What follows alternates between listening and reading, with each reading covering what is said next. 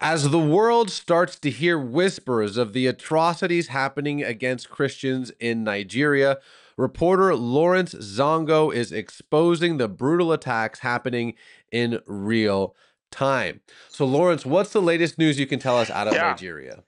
the latest news will say continue massacre of Christians, genocide, land grabbing in Christian communities. This is my own experience where this Fulani ethnic militias kill 58 Christian villagers who are mostly farmers from my wife's village. She lost 8 of her family members during the attack in a village called Ziki. Ziki is located northwest of Plateau State capital. Plateau State have faced these attacks repeatedly, and the government has been silent over these killings. Such atrocity, the attackers use machete, they use guns of AK-47 rifles. Sometimes we go for reporting, we see some of the shells of these bullets belonging to the Nigerian army or the mobile police officers of Nigeria. So this attack shows where did they, the question always asks, where are they getting these bullets? Where are they getting these guns? Nigerian law prohibits individuals to hold rifles, but they are getting it. And Christians are unarmed. They have no rifles to protect themselves. We can't discuss peace when you are holding gun while I have nothing. It's going to be so much dangerous on me. The peace and the justice will never work. There will be no justice. So, Lawrence, we've talked to some of your colleagues at Truth Nigeria, Masara Kim, Mike Ode James, and you guys are doing such incredible work. You're risking your lives to tell these Thank stories. you. But my question to you, my friend, is this: by and large, the world continues to ignore what's happening in Nigeria. But let's say for one moment, the world is paying attention. What is your one message that you want the United States, the West, and the world to know about what is happening to Christians in Nigeria?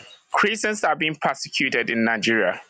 Let me say these persecutions have a long date history since from Usman and Fodio jihad. This jihad is a long time history that take over a lot of that took over Christian communities in northern Nigeria.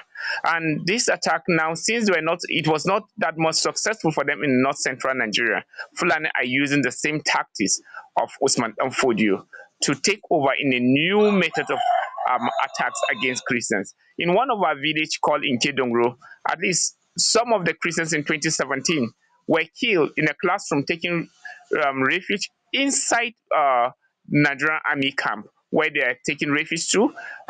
The Nigerian army called them for safety. They could not protect them. At least 29 were killed inside classroom. Three got safe. And we have such testimony. And my own village alone, we lost more than 1,000 throughout these attacks. And presently, today, as I'm talking to you, Christians are being killed in the farm. The recent reports shows with truth has been published with Truth Nigeria how Christians were being killed close to the military checking point as surveillance, mainly to protect civilians. But most time, the Nigerian army are always negligent to such attacks, and they care not when Christians are being killed. So, lastly, Lawrence, we're going to be praying for you. We want you to stay safe and your family to stay safe. Let's say some decision makers, some people in Washington, D.C., are watching this video. Some political leaders in the United States. What do you want the West, President Trump, Congress, Parliament? What do you want the leaders in the movers and shakers in the West to do about the situation in Nigeria? Yeah, there should be an independent findings, experts to come into Nigeria, and also to kind of investigate what is going on. There should be an impartial, and independent reporters who should come from the religious freedom and also Donald Trump to also declare Nigeria as country of particular concern. it is, Nigeria is at risk, and most Christians, we are at risk to lose our own lands, lose our own properties. Once if they finish with us, with I don't know where we will go. This attack is not willing, they're not willing to stop killing Christians. And to also say the truth, we have Christians, we have Muslims, I mean, who do sympathize with us, who are against such killings going on, more especially the Shia Muslims.